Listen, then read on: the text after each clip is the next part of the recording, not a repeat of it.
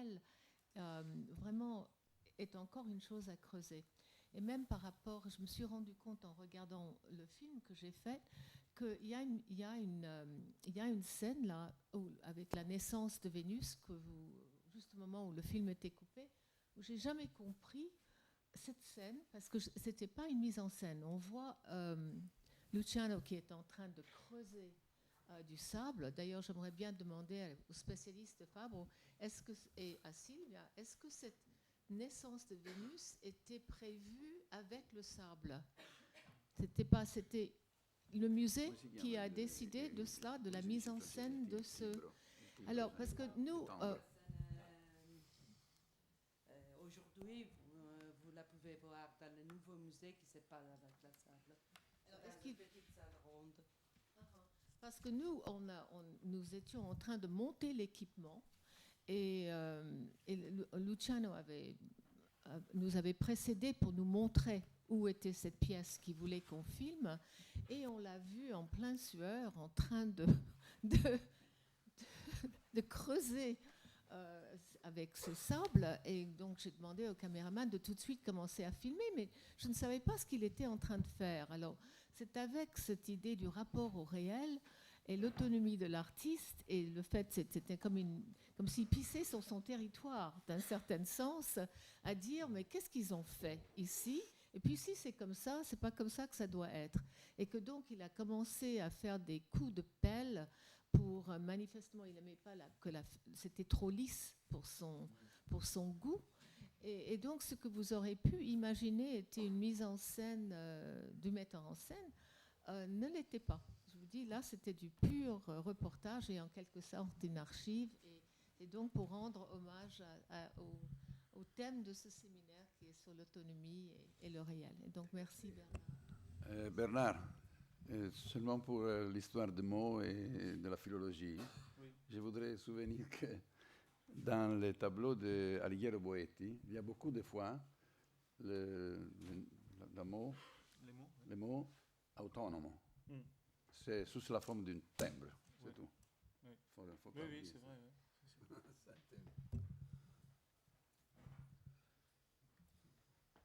Donc, s'il n'y a pas d'autres questions, je pense qu'on arrête les travaux ici. On a évidemment laissé, si on va voir les films, on a laissé ouvertes beaucoup de questions, et je pense, moi je pense surtout de ma part à deux questions, dont l'une, celle que j'évoquais, c'est cette deuxième partie du travail de Luciano me semble très important et qui est peut-être plus difficile à dire et qui serait à creuser davantage. Et l'autre aspect, qui peut-être n'est pas forcément si facile à saisir, est la relation entre des interventions des générations plus jeunes dans ces séminaires, qui ouvrent des questions et répond à certaines questions qui peut-être nous sont plus difficiles à cadrer parce qu'elles sont encore en devenir et non pas forcément à caser dans une perspective historique. Et là, je pense que nous sommes au centre d'une attitude très importante chez Luciano, que tu décrivais dans l'exposition, c'est de se placer entre les images, qui d'ailleurs il changeait souvent, il réécrivait l'histoire très souvent, Luciano, à partir de ce que serait le futur. Et là je pense qu'on a ouvert un certain nombre de questions, notamment Benjamin nous rappelait aujourd'hui la question de l'histoire, ou une autre question qu'on a ouverte et qui a été un peu complexe, je pense, que celle de la résistance, et qui s'est manifestée dans deux interventions, celle de Philippe et celle d'Émilie, et qui sont, je crois, complexes à comprendre, parce que nous sommes dans quelque chose qui est en train de reprendre des formes, mais comme dirait Pauline, de retrouver la forme. Et voilà, c'est la chose que je voulais dire. Ça me semble l'aspect le plus important aussi en mémoire d'une attitude de Luciano. Merci. Merci.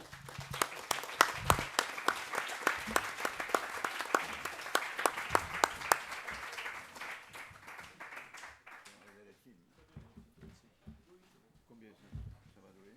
Une demi-heure? Solo.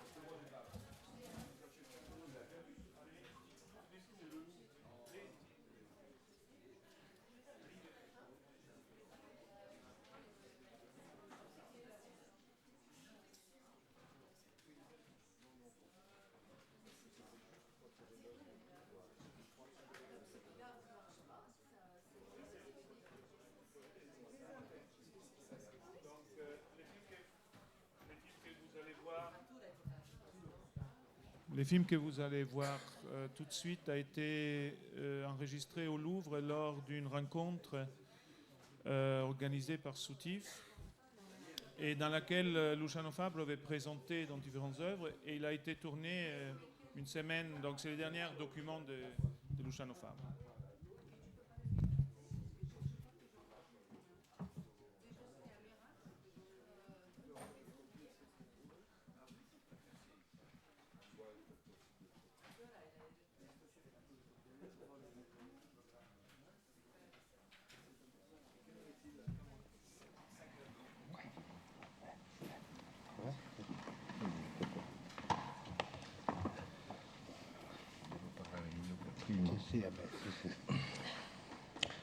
Bonsoir.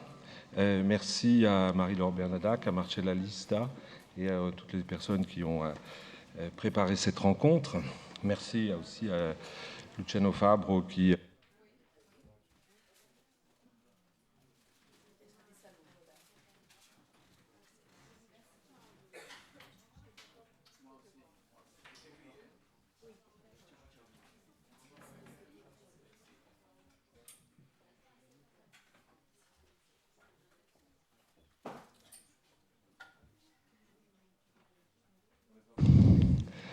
l'a préparé lui aussi. Puis...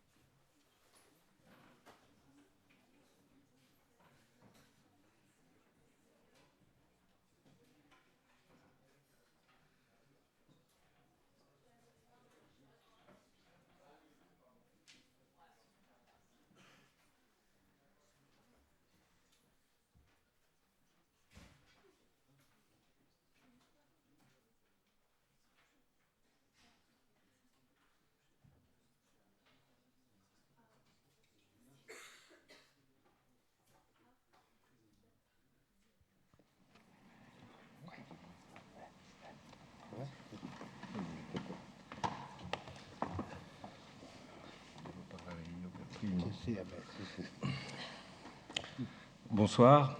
Merci à Marie-Laure Bernadac, à Marcella Lista et à toutes les personnes qui ont préparé cette rencontre. Merci aussi à Luciano Fabbro qui l'a préparé lui aussi, puisqu'il a écrit un texte en vue de cette petite discussion, de cette évocation d'un certain nombre de ses œuvres et de quelques autres œuvres. Et c'est ce texte qui va nous servir de canevas pour dialoguer. Je ne sais pas exactement, nous ne savons pas, on a préparé, mais le dialogue est plus couvert. Il sera simplement guidé par le texte et par les œuvres qu'en parlant hier avec lui, j'ai choisi comme réaction à ses propos. Vous serez peut-être surpris de ne pas entendre parler d'haptique autant que l'annonçait le titre. On rencontrera l'haptique en chemin. C'était Luciano qui avait proposé cette idée, mais dans son texte, finalement, elle s'est trouvée estompée par d'autres. Le texte est divisé en petits paragraphes qui sont souvent un peu aphoristiques, mais je crois plein de charges et je pense qu'ils peuvent conduire la pensée sur des terrains tout à fait intéressants et le regard sur les œuvres. Alors, je lis directement en français, je pense qu'il y a beaucoup d'italophones dans la salle, mais je crois que c'est dommage de perdre le style de Luciano qui est en italien tout à fait surprenant quelquefois et en tout cas toujours séduisant. La traduction française qui a été préparée est un peu littérale, mais elle n'est pas mauvaise, elle est précise, et je crois qu'il est plus simple donc de suivre cette traduction. Alors le premier moment de ce texte est intitulé « La sculpture comme malentendu ». Il peut bien arriver que l'on trouve un point d'accord sur ce qu'est la peinture, mais il est vraiment arbitraire d'appeler quelque chose sculpture. Aucune fin ne peut le justifier. quand bien même la sculpture, même à la limite de l'insignifiant, suppose quelque chose d'encombrant et de lourd, ce qui n'est pas négligeable d'un point de vue pragmatique. Mais enfin, même comprendre la sculpture est en soi un malentendu, non pas parce qu'il s'agit d'une matière pour initier, mais à l'opposé parce qu'il s'agit d'une matière indigeste. Et ce signifiant dont je parlais se trouve plus dans l'appétit qui stimule que dans la substance qui rassasie. Alors, quand j'ai lu avec Luciano ce texte hier, ma première réaction, j'ai cherché à réagir en œuvre de Luciano Fabro, à ces propos de Luciano Fabro, et j'ai tout de suite pensé, je vous laisse regarder les photos de la sculpture qui est actuellement exposée dans les salles du Louvre, mais j'ai tout de suite pensé à une famille d'œuvres de Luciano, voici une de ses œuvres. Il s'agit d'un des Attacapani. Il y a dans l'œuvre de Luciano Fabro 2 séries d'Attacapani. Attacapani, c'est un mot qui en italien veut dire quelque chose comme cintre. Ce sont des œuvres, vous pouvez le voir, qui sont composées d'un support ici en bronze qui reprend des motifs végétaux, souvent dans le cas de la première série, des feuilles d'acanthe, des choses de ce genre, auquel est accrochée une toile peinte avec ce côté paradoxal duquel Luciano parlera certainement, qui regarde la distribution de la lumière. Je vous montre une vue d'ensemble de quelques-uns des Attacapani de la première série. Voici une vue d'ensemble des Attacapani d'une seconde série qui est venue un peu plus tard, l'un d'eux, et un détail. Je reviens au premier et je demande à Luciano, donc, puisque la première affirmation de ce petit paragraphe, la sculpture comme malentendu, c'est qu'on trouve facilement un accord sur ce qu'est la peinture, et je lui pose la question de savoir si l'objet qui est actuellement sous vos yeux et sous les siens est une peinture. C'est un objet qui se déploie dans l'espace, mais qui est accroché à la paroi comme une peinture. Il est peint aussi. Alors, de quoi s'agit-il ? Est-ce qu'on peut se mettre facilement d'accord sur lui ? Je dois un peu rappeler que moi, agent dans les questions de l'art, dans le travail de l'art, fin années 50. Et à ce moment-là, déjà, le mot peinture ou sculpture, il était un mot un peu déplacé, on dit. Oui. On avait des autres mots, objet, structure, quoi. Et on est allé longtemps. Donc les Attacapani sont des années 60, 75, 76, etc. Et encore à ce moment-là, on ne pensait pas du tout qu'on pourrait rentrer dans des questions comme sculpture, peinture, etc. Ce qu'il est passé après, c'est-à-dire dans les années 80, il a mis en cause beaucoup de choses qu'il était arrivé avec des définitions, des termes plus précis.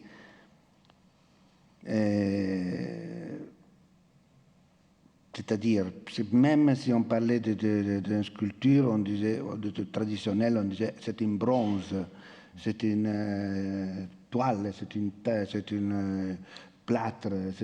On préférait limiter l'interprétation de la construction et de la façon d'être construit et se préoccuper plutôt après de voir pourquoi on pourrait expliquer mieux la situation en général. Dans les Attacapani, c'était déjà dans la formule, il était une promotion, une exhibition de la manière d'être installé et pas à quelle catégorie de l'art ancien il pouvait être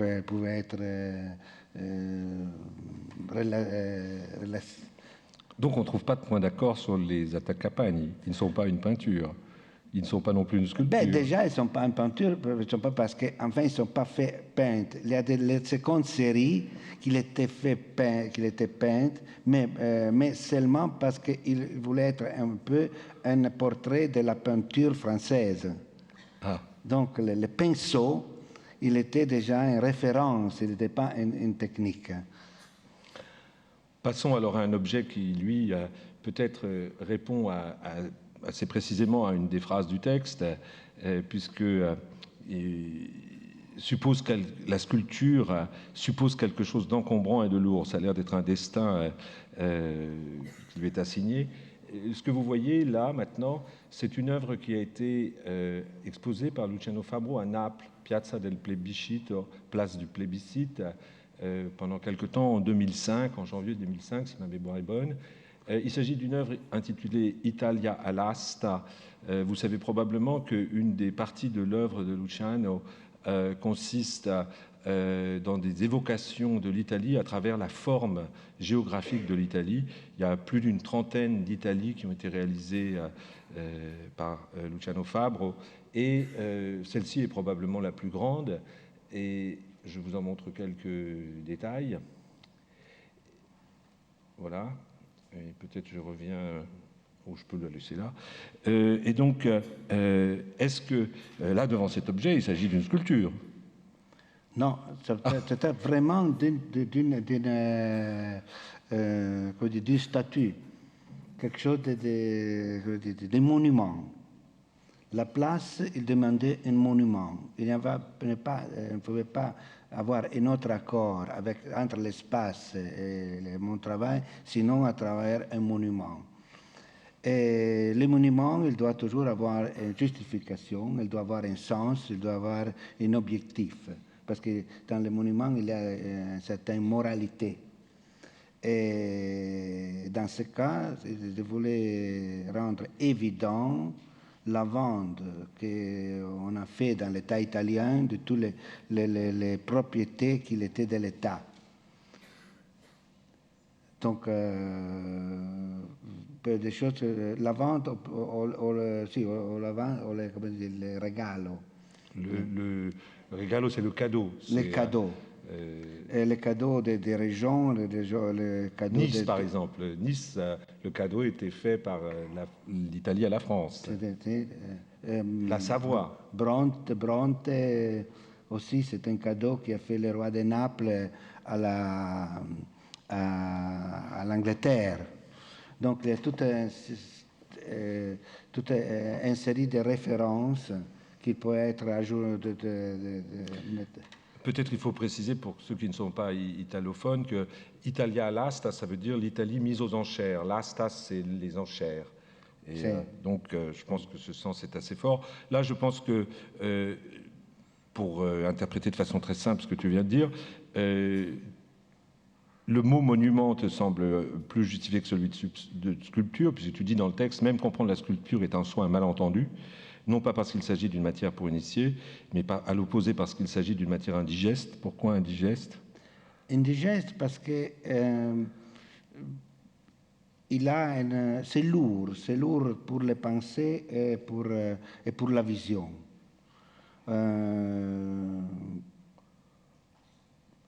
Et alors que quand on doit parler de la sculpture, on ne sait jamais dans quelle direction s'installer ou se procéder. En tout cas, si et la réaction qui rend évidente cette difficulté de rapport avec la sculpture, c'est normalement 90%, 15%, l'argent, la première chose qu'ils demandent, quel est le poids? On reviendra au poids. On reviendra au poids puisque tu fais cette question réapparaît un peu plus tard dans le texte et je voudrais ne pas l'effleurer maintenant. Mais si je comprends bien, donc, la notion de monument, elle conduit directement à celle de signifiant, au contraire, et donc tu la préfères à celle de sculpture, dans ce cas-ci, s'agissant en tout cas de cette œuvre.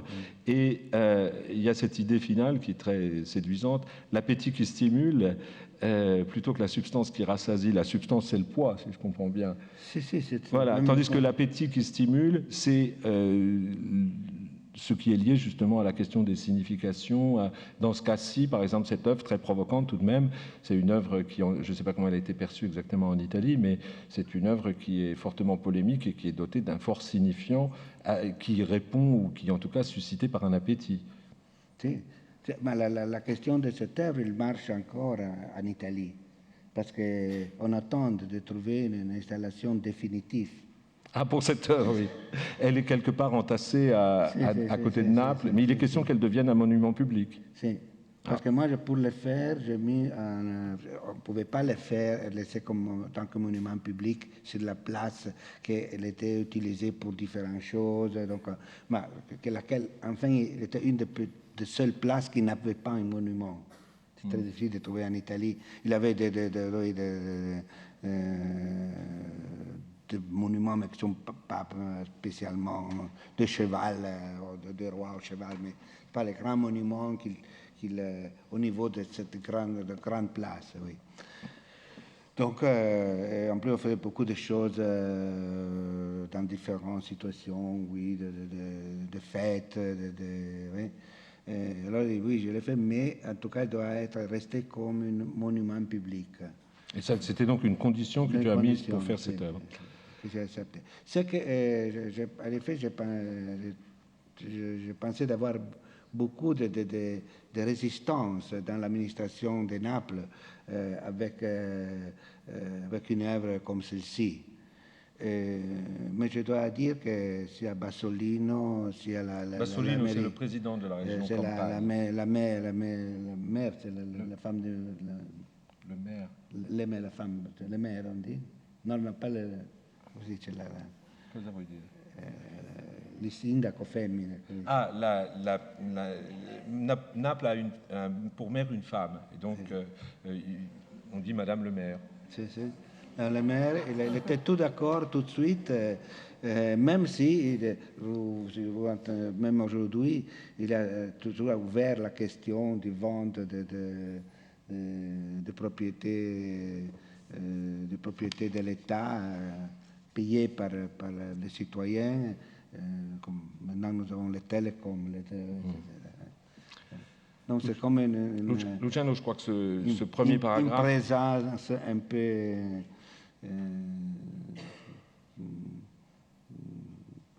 une présence morale. Oui. Je te propose de passer au paragraphe suivant, et que tu as intitulé « La sculpture comme momie ». C'est un paragraphe encore plus court. Le lieu qui nous accueille facilite une observation qui serait ailleurs plus difficile à vérifier. La sculpture a été momie pendant une dizaine de milliers d'années, momie anthropomorphique, momie zoomorphique, momie lithomorphe. Elle s'est libérée aujourd'hui de cette obsession de simuler ce qui ailleurs est vital et chez elle est à jamais, et chez elle à jamais cadavre. Alors, là aussi, j'ai cherché à réagir. Je t'ai trouvé une image d'une momie que tu as peut-être vue, puisque c'est une des momies du musée égyptien de Turin. C'est une momie anonyme, c'est pas une momie de grand pharaon ou de quoi que ce soit de ce genre. C'est une momie qu'on peut voir donc, dans ce très beau musée de Turin. J'imagine que tu l'as vue souvent. Mais cherchant parmi tes œuvres quelques-unes qui répondent à cette question donc, de la momie anthropomorphique, zoomorphique, lithomorphe, ce qui m'est venu à l'esprit presque immédiatement, ce sont les fameux pieds dits. Les pieds, ce sont des objets très étonnants, très paradoxaux. Il y en a une série, un peu plus d'une dizaine, une douzaine, une quinzaine peut-être. 10. Ils sont composés, ils ne sont pas tous réalisés de la même manière. Ils sont composés, dans certains cas, d'une forme en pierre, en marbre, en granit, il y a différentes pierres qui sont utilisées. Certains que je n'ai pas voulu citer en image ont été réalisés en cristal de Murano et certains sont en bronze. Ces œuvres sont constituées donc d'une part d'une forme, on ne sait pas si elle est zoomorphe, anthropomorphe ou lithomorphe, puisque on ne sait pas si ce que Luciano a décidé de montrer dans ces objets, ce sont des formes véritablement représentatives. On les sent représentatives, mais sans que on sache exactement ce qu'elles représentent. On sent qu'elles ont une forte relation avec quelque chose de biologique, en tout cas, donc anthropo ou zoo. Et aussi la pierre. Et en cela, elles sont fortement lithomorphes, certainement. Elles sont d'autre part dotées d'une jambe. Une jambe qui est un simple tissu et qui, je crois qu'on peut le préciser, la mère de Luciano est couturière ou était couturière quand elle était active, et c'est elle qui a les premiers, oui. qui a réalisé les jambes. Ce sont souvent c'est de la soie avec des plissés, très couture, on pourrait dire. Et en un sens, ce sont des œuvres qui sont un peu l'inverse des Attacapani, dans la mesure où le tissu est au-dessus de l'objet dur. Dans les Attacapani, la feuille d'acanthe ou les métaux, les tiges de métal servent à suspendre la partie toile qui porte les couleurs, tandis qu'ici, au contraire, la jambe repose délicatement et extrêmement légère sur la forme sculpturale. Je fais exprès de dire sculpturale pour voir comment tu réagiras. S'agit-il pour toi de momies? Est-ce qu'effectivement, elles sont encore ces œuvres momies anthropomorphiques, momies zoomorphiques, momies lithomorphes? Ou est-ce qu'elles se sont libérées, comme le dit l'autre phrase de ton petit paragraphe? Mais, moi, je me suis posé de temps en temps des questions. À ce moment-là, c'est-à-dire 68, donc 68, nous sommes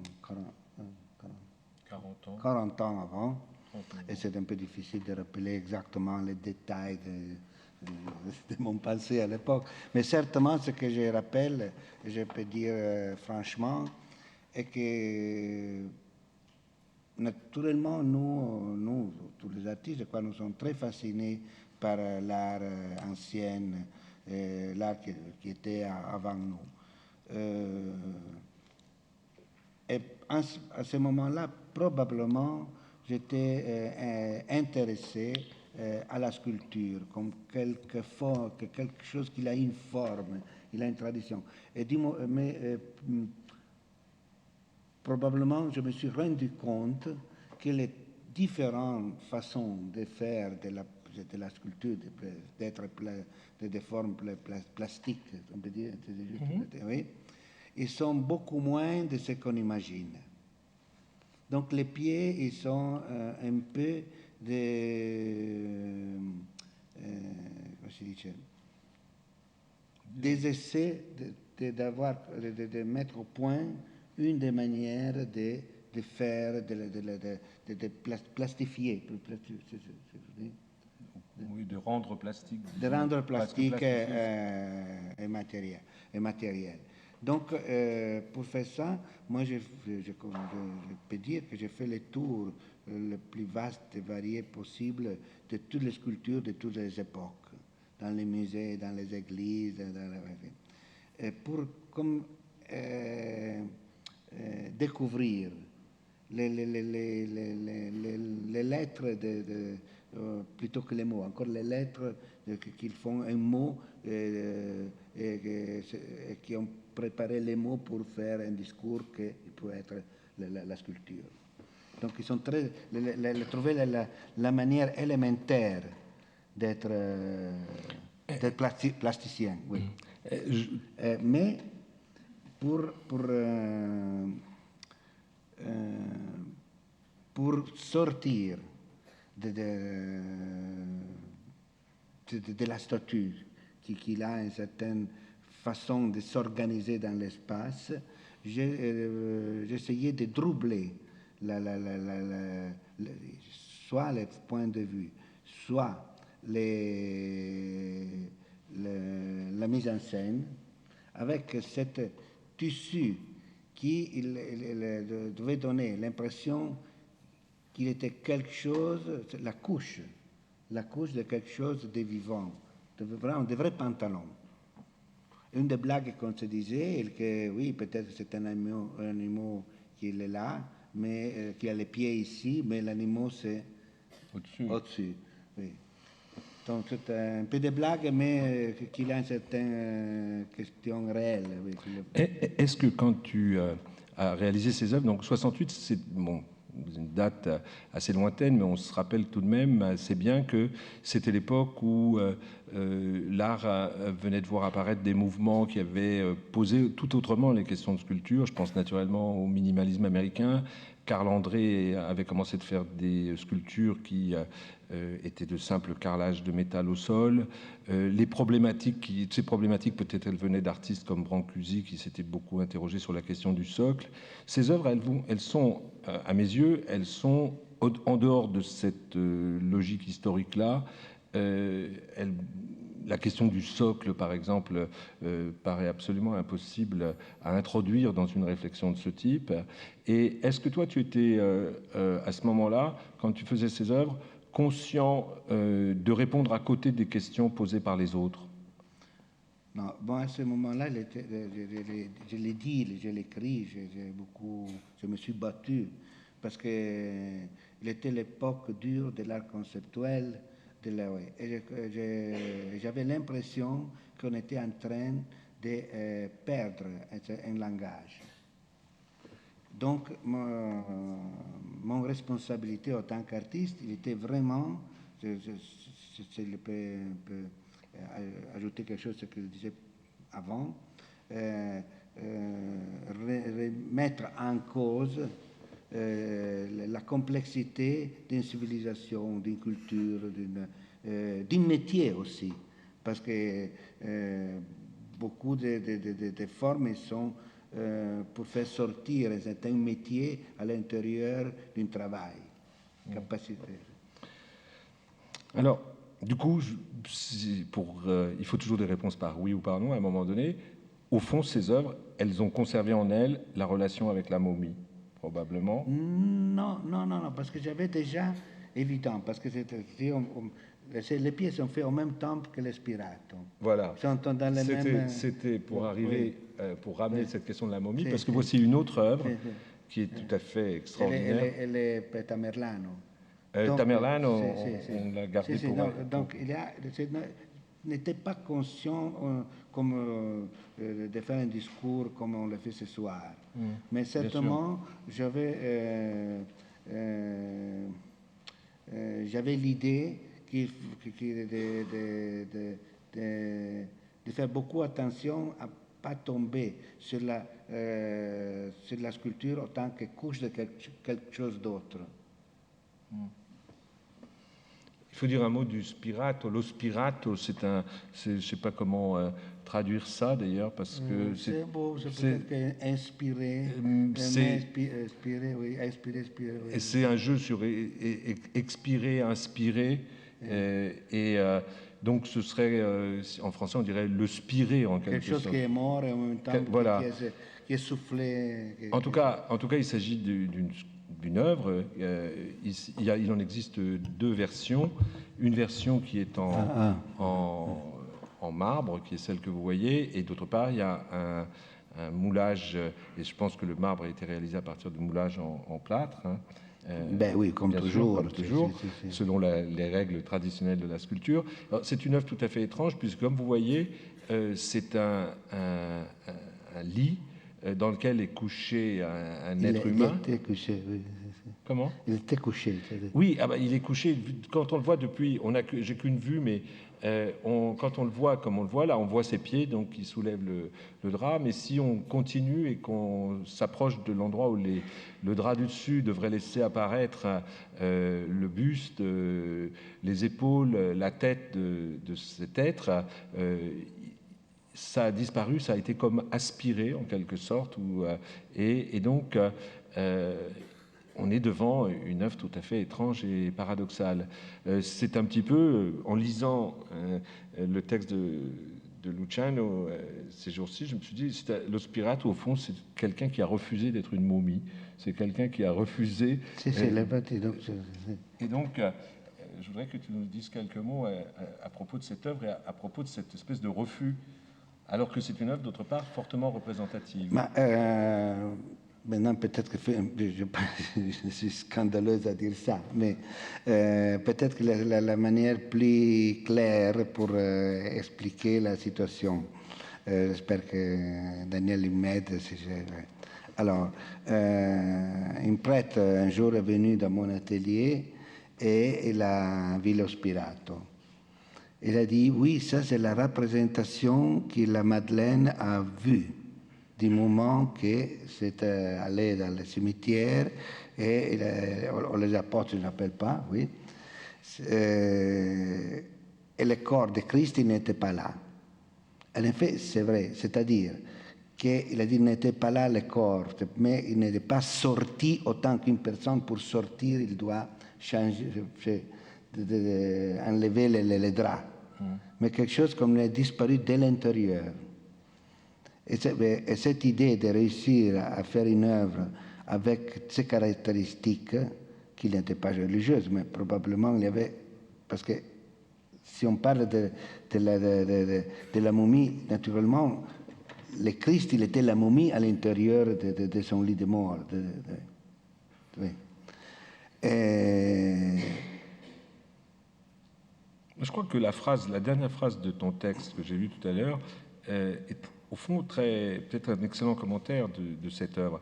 Tu as écrit « Elle s'est libérée aujourd'hui de cette obsession de simuler ce qui ailleurs est vital et chez elle à jamais cadavre ». C'est comme un cadavre qui aurait... Cette fois, il y a la traduction en français, moi. Ah, pardon.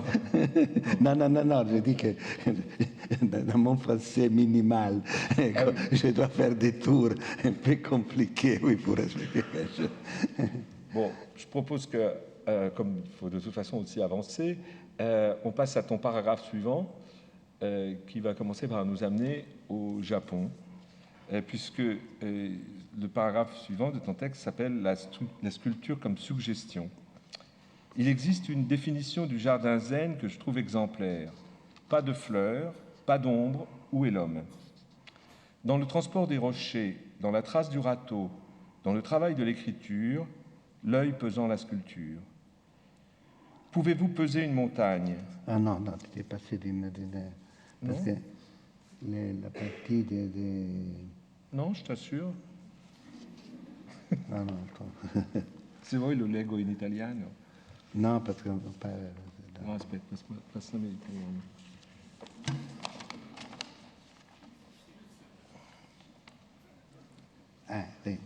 Il s'arrête ici, le texte japonais. Ah oui, d'accord. Ah, excuse-moi, d'accord. Oui, j'aurais dû individualiser plus clairement le texte japonais. Il s'arrête après l'écriture.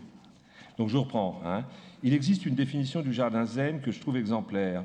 Pas de fleurs, pas d'ombre, où est l'homme?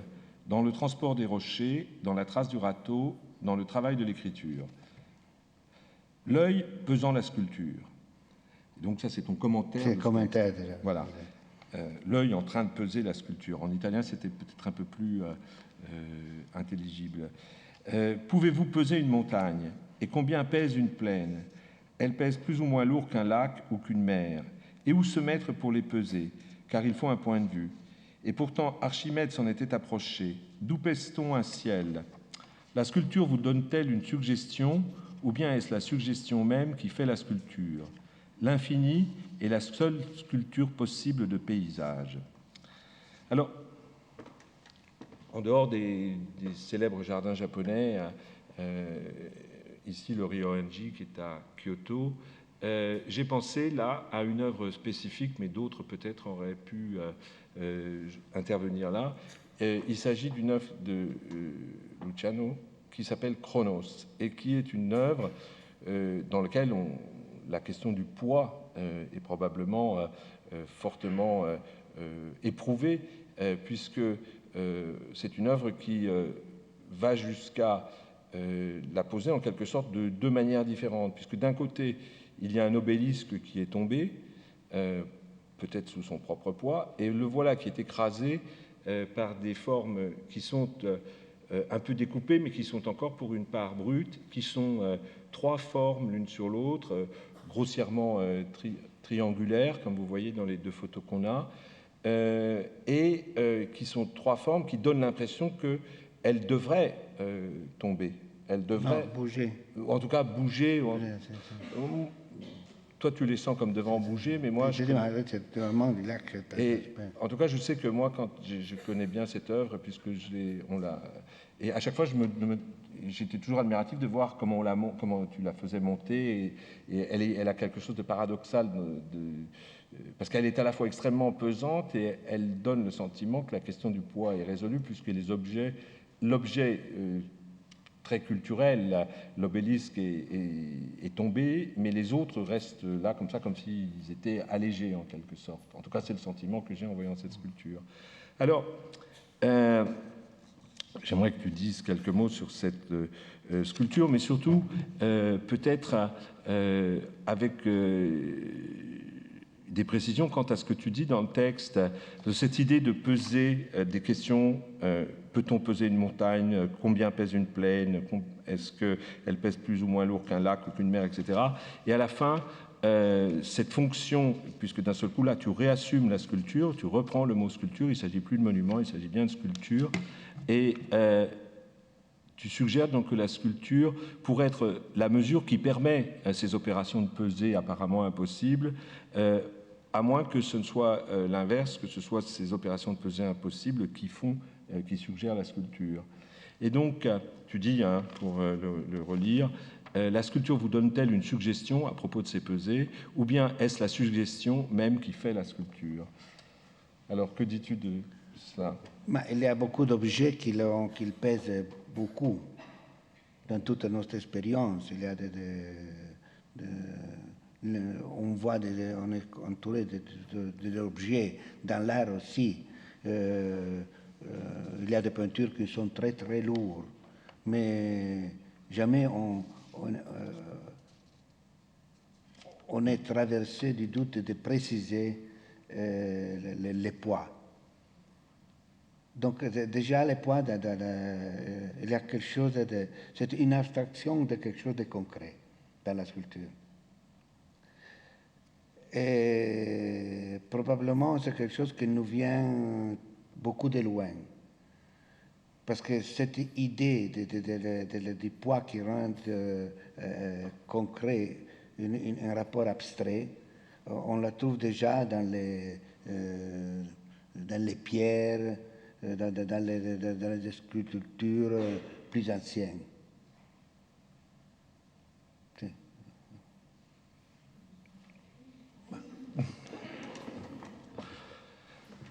Oui, mais tu disais quand on en parlait hier, tu disais on est quelquefois en face de quelque chose qui est très grand, très lourd.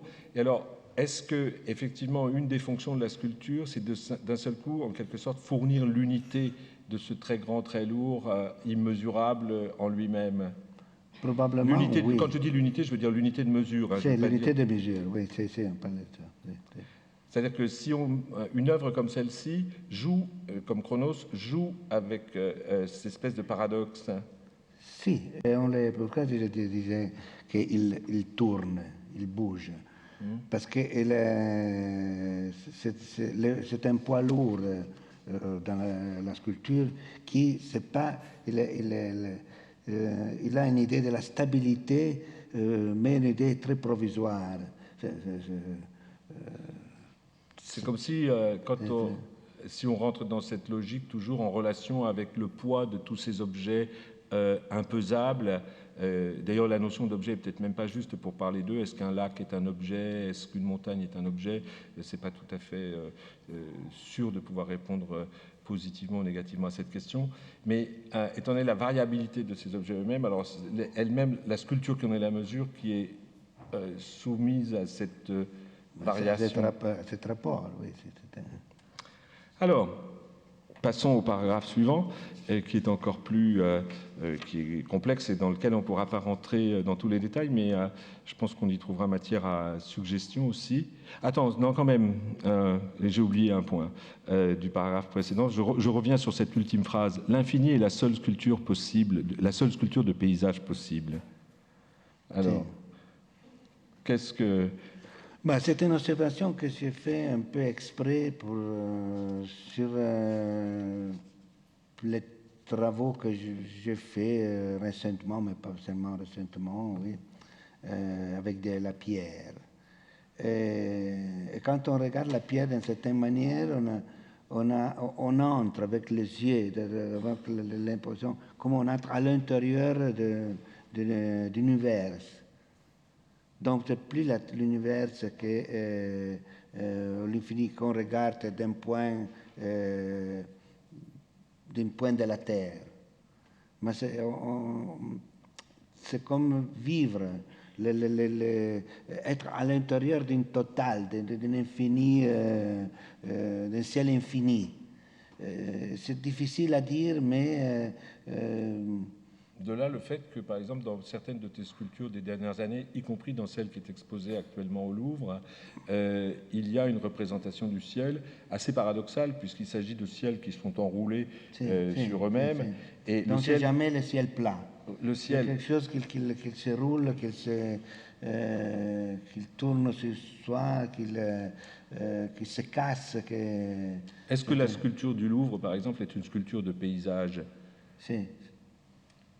Peut être lu comme une sculpture de paysage à l'intérieur d'un paysage infini.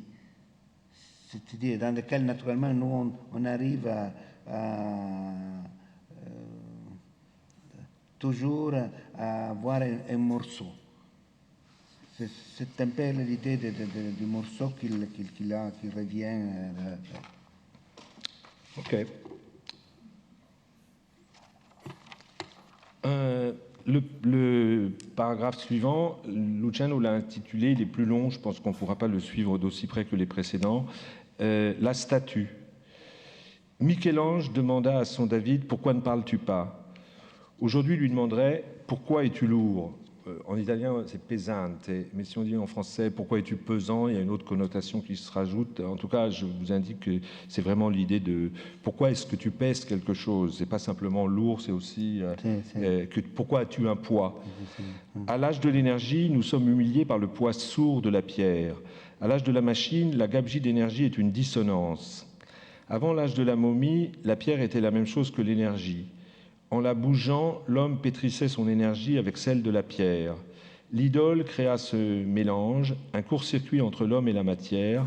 J'avoue, en restant indifférent au risque de paraître ridicule, que je ne sens pas mon état d'âme et mon effort fantastique et physique très différents.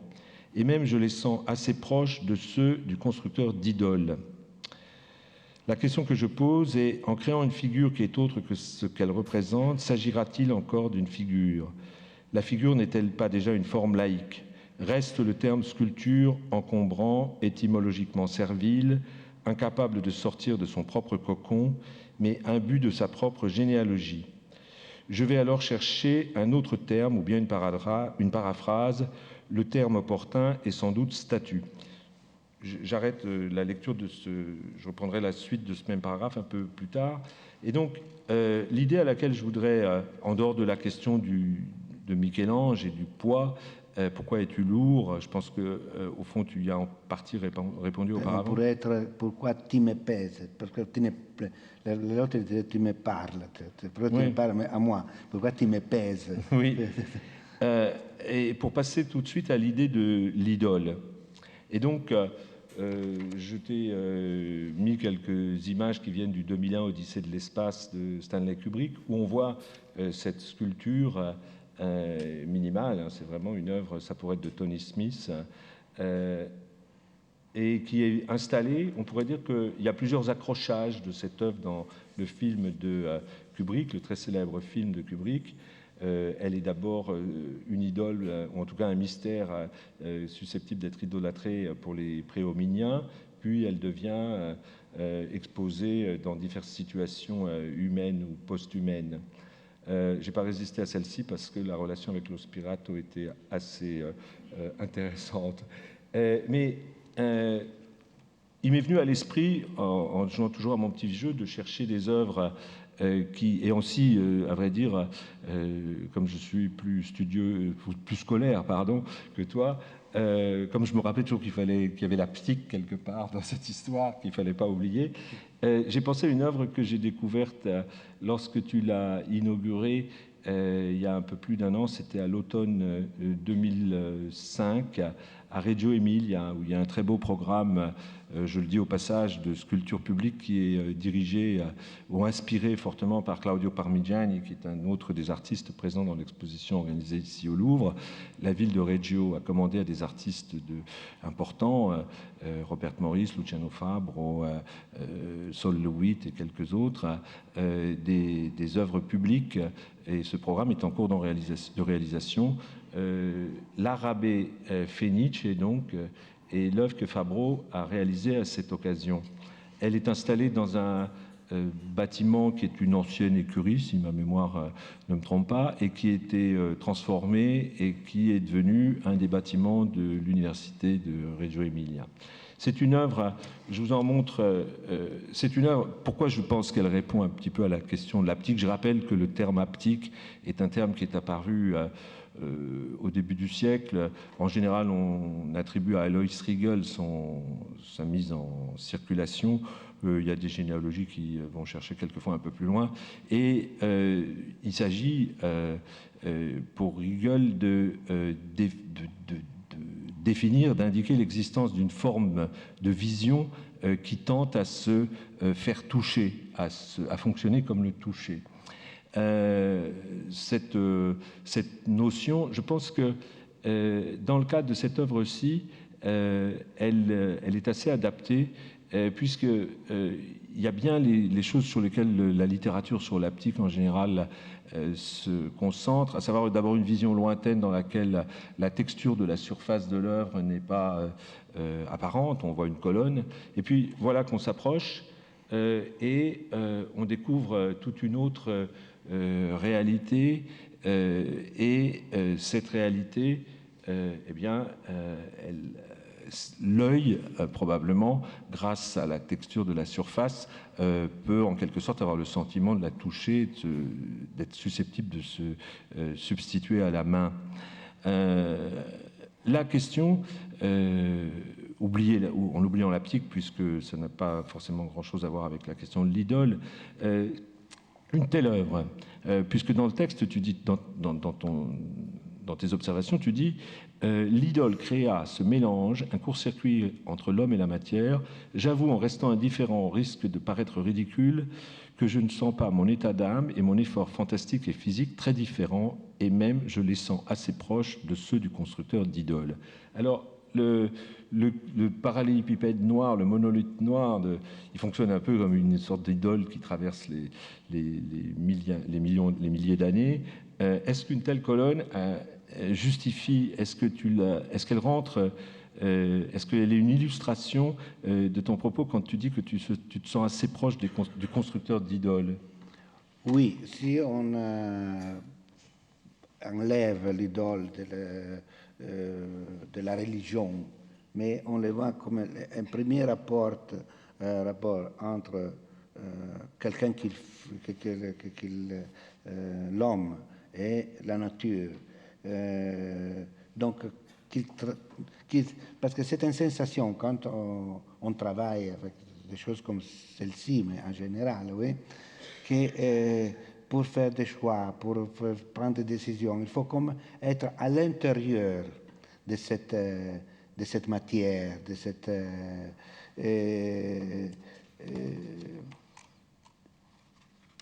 il y a comme se prendre en charge un développement de la matière même. C'est difficile à dire, mais je crois que l'artisan, l'artiste, oui, le sculpteur, qui travaillait les idoles, il était beaucoup plus près des peintres, des icônes.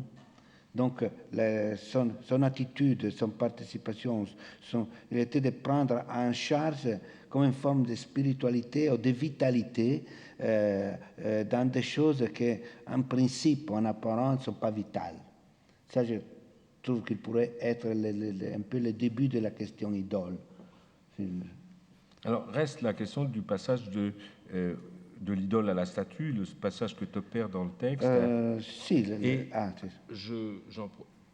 La statue l'objet qu'on a retenu comme relevant de la statuaire, en quelque sorte, c'est cette œuvre qui s'appelle Tamerlan, et qui est une œuvre. Elle peut être installée dans toutes sortes. Elle a été installée dans toutes sortes de configurations. Quelquefois, je me rappelle une fois au musée de Lucerne, où elle était posée dans l'encoignure d'une fenêtre. Elle n'est pas nécessairement. C'est très beau cette image avec la verdure, mais elle n'est pas nécessairement dans une vigne.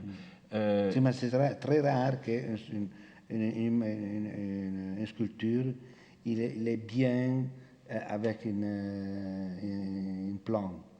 Oui. Peut-être, bon, jusqu'à maintenant, c'est moi qui j'ai raconté tes œuvres en quelque sorte, mais celle-ci, peut-être, on peut inverser, tu peux peut-être dire comment elle est faite et quelle relation elle entretient avec la question de la statue et de la statuaire, peut-être. Alors, peut-être tu peux me le dire toi, parce que c'est un peu... Alors, moi j'essaie. Non, c'est vrai, c'est compliqué. Non, je comprends, parce que donc, il s'agit... cette œuvre, comment elle est faite. Je peux te corriger quel détail. Oui, voilà. Si je me trompe, il me corrige, mais c'est comme c'est un peu plus... il l'explique très bien en italien. Et donc, il s'agit tout simplement d'un moulage d'un visage. C'est une opération qui est très banale dans la statuaire. Par exemple, les moulages de visages de cadavres sont une tradition importante, historique, et quelquefois c'est d'ailleurs simplement artisanale. Et quand on moule le visage de quelqu'un de vivant, on n'a pas ce problème naturellement avec un cadavre, il faut pouvoir maintenir la respiration. Les deux tubes que vous voyez sont donc les deux tubes qui permettent au personnage dont on moule le visage de continuer de respirer pendant qu'on fait l'opération. En général, quand on fait une statue, quand on moule le visage de quelqu'un avec l'intention de faire sa statue, on retire ensuite le plâtre une fois qu'il s'est durci, et on obtient donc un négatif, on fait un positif, et puis on fabrique en marbre, en bronze, l'effigie du personnage. Ici, Luciano a fait quelque chose d'assez inhabituel, puisqu'il a oublié le passage au positif, il s'en est tenu même pas au négatif, puisque c'est l'extérieur du négatif qui est devenu lui-même statue. C'était correct, professeur? Parfait. Alors, comme toujours. Et donc, cette œuvre, il y a beaucoup d'autres œuvres de Luciano Fabro qu'on pourrait évoquer à ce propos. Il y a toute une série de visages qui avaient été montrés à une documenta, je crois que c'était en 82, de figures du monde international de l'art, et qui sont presque une histoire de la sculpture, puisque chacun est fait en obéissant à de ces visages. Il y a un repérage presque historique de la tradition sculpturale. Bon, on regarde un seul ici, qui est nommé Tamerlan, pour des raisons, parce que Tamerlan est un grand personnage historique, c'est-à-dire une figure que la statuaire normalement considère et à laquelle elle peut se consacrer. Alors, donc, le passage de l'idole à la statue qui s'opère dans le texte, que je n'ai pas lu d'ailleurs encore, je ne sais pas si je peux le lire maintenant peut-être. Donc j'en étais arrivé, alors je vais alors chercher un autre terme ou bien une phrase. Le terme opportun est sans doute statue. Dans statue, il y a le pouvoir évocateur qui donne du caractère aux idoles, et qui plus est, elle mène au sacré en tant que lieu du fantastique comme forme d'illumination. Et la figure n'est peut-être pas alors le moi narrateur de la statue, le moi narrateur et dialoguant qui ouvre à la méditation. Sur le chemin d'émiettement de la momie, nous avons trouvé la chose, l'objet, la structure, l'espace, mais le cœur de la question s'échappait des mailles d'un langage qui ne réussissait pas à sortir du descriptif. On pouvait espérer de continuer à en parler, mais on n'avait pas trouvé la manière de continuer à travailler, si ce n'était qu'en entamant de manière virale, c'est viral ou... Virale, la coquille de la pierre momie pour se réapproprier le noyau de pierre de l'idole. Alors, après les deux exemples donc, on a vu, l'Araba Fenice, la colonne, et celui-ci, qu'en est-il exactement donc, de la statue et de la statuaire à tes yeux? Et après ces observations. Oui, je peux un peu répéter ce qu'il est là, un peu, mais